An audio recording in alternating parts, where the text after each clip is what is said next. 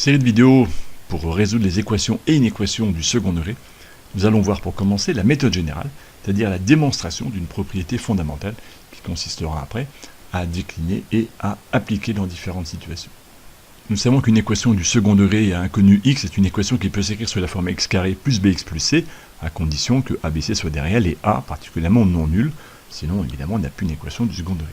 Donc on va partir de là, et on va utiliser un résultat de cours qu'on a déjà démontré dans des vidéos sur les polynômes du second degré. Je vous invite à reprendre si jamais la chose ne vous est pas évidente, et qui consiste à dire que mon équation de départ, x carré plus bx plus c est égal à 0, eh bien je peux la mettre sous cette forme-là, a facteur du carré de x plus b sur 2a moins, et puis une expression un peu vilaine.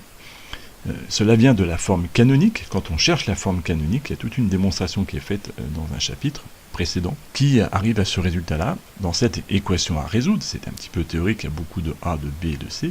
Il y a surtout ce membre-là, le membre de droite, qui a une expression qui est un petit peu difficile. Il y a des b carrés, des a, des c, une fraction, etc. Donc on va essayer de travailler sur ce membre-là pour le rendre plus sympathique.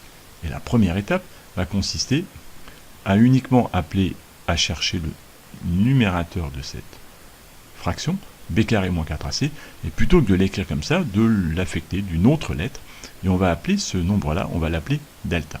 Appelons donc delta le numérateur de cette fraction. L'intérêt est de pouvoir réécrire l'équation précédente avec le delta qui rend un peu cette fraction ici un petit peu plus sympathique. J'ai ici une équation produit nul, j'ai un nombre ici, a, qui va multiplier un nombre entre crochets, et j'ai donc a fois le nombre entre crochets qui est nul. On sait qu'un produit est nul si et seulement si un des facteurs est nul. Donc soit le crochet est nul, soit a est nul. Or, on se pose depuis le début la condition que a est différent de 0. Donc ce facteur-là est forcément non nul. Si celui-là est non nul, nécessairement, le facteur entre crochets est nul. L'équation qui est donc ici est donc exactement équivalente à celle qu'on cherche à résoudre depuis le début. Il nous faut donc résoudre cette équation-là. Ce nombre-là est nécessairement un nombre positif, puisque c'est un nombre au carré. L'idée va être d'étudier le signe de ce nombre-là, et selon le signe de ce nombre-là, eh bien les choses vont être différentes, et on va arriver à plusieurs cas. Donc on va étudier le signe 4a carré toujours positif, donc cela revient à étudier le signe du numérateur, donc de ce qu'on a appelé delta. Posons-nous pour commencer dans le cas où delta est négatif.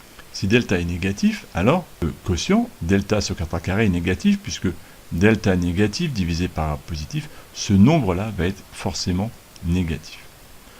Ce nombre-là, dans mon équation, est donc négatif. Et je vais soustraire un nombre négatif. Ce qui veut dire que ce nombre-là, moins un nombre négatif, lui va devenir un nombre qui va être positif. Je pense que c'est clair, moins un nombre négatif va me donner un nombre positif. Et si on réfléchit un petit peu, j'ai donc ici un nombre positif, et je lui ajoute un nombre positif. Eh bien, il n'est pas possible que cette équation soit nulle.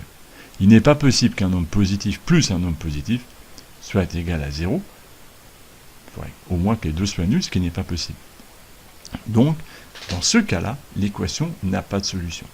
Et du coup, c'est un critère intéressant, car on pourra calculer le paramètre delta, et lorsque delta sera négatif, eh bien l'équation de départ nécessairement n'admettra pas de solution. Si delta est égal à 0, eh c'est aussi une situation qui est simple, c'est-à-dire que delta étant égal à 0, ce terme-là devient nul, divisé par 4a carré, et cette équation revient à résoudre le carré d'x plus 2a est égal à 0. Là, c'est une équation produit nul, un nombre au carré. C'est donc le facteur qui se multiplie par lui-même, et donc la solution est la racine de cette expression-là, soit moins b sur 2a. Si delta est nul, il y a donc une solution unique, qui est moins b sur 2a. Il nous reste maintenant à résoudre l'équation dans le cas où le nombre delta va être positif. L'équation de laquelle on doit partir est donc toujours celle-ci, mais maintenant on va se donner delta qui est positif, et si delta est positif, divisé par 4a carré qui devient positif, alors l'ensemble de la fraction est un nombre positif.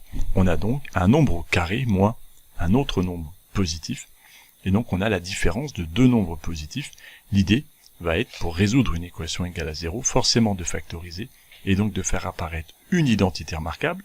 Le premier nombre est déjà un carré, et bien il va s'agir de trouver un nombre dont le carré va être égal à delta sur 4a carré. C'est ce que nous faisons ici, en écrivant que cette équation est exactement équivalente à dire que c'est la différence entre le carré de x plus b sur 2a avec le carré de la racine carrée de delta sur 2a. Si on élève ce nombre-là au carré, on retombe effectivement sur delta sur 4a carré.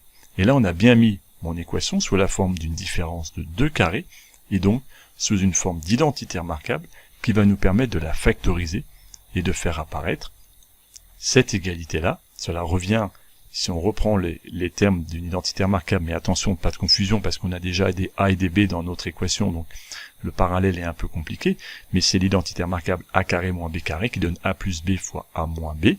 Et donc là, on va dans la première parenthèse ajouter x plus b sur 2a au deuxième nombre sous le carré, racine carrée sur 2a. Et dans la deuxième parenthèse, on va faire x plus b sur 2a moins racine carrée de delta sur 2a. On fait en quelque sorte a plus b, facteur de a moins b, si on raisonne avec les variables qui sont définies dans la définition d'identité remarquable a carré moins b carré. Cette égalité-là va pouvoir se simplifier puisqu'on a les deux fractions qui ont le même dénominateur, et cela nous amène à avoir x plus b plus racine carrée delta sur 2a, facteur de x plus b moins racine carrée delta sur 2a est égal à 0. Et au final, si on résout ces deux équations, eh bien l'équation du second degré a deux solutions qui sont x1 et x2, qui sont très proches à un signe près, qui sont moins b moins racine carrée delta sur 2a pour x1, et moins b plus racine carrée delta sur 2a. Cette démonstration est ardue, indiscutablement. Elle est au programme comme une démonstration fondamentale de première, donc elle est censée être vue en classe de première, ce qui ne veut pas dire qu'elle est censée être maîtrisée et être capable d'être reproduite intégralement.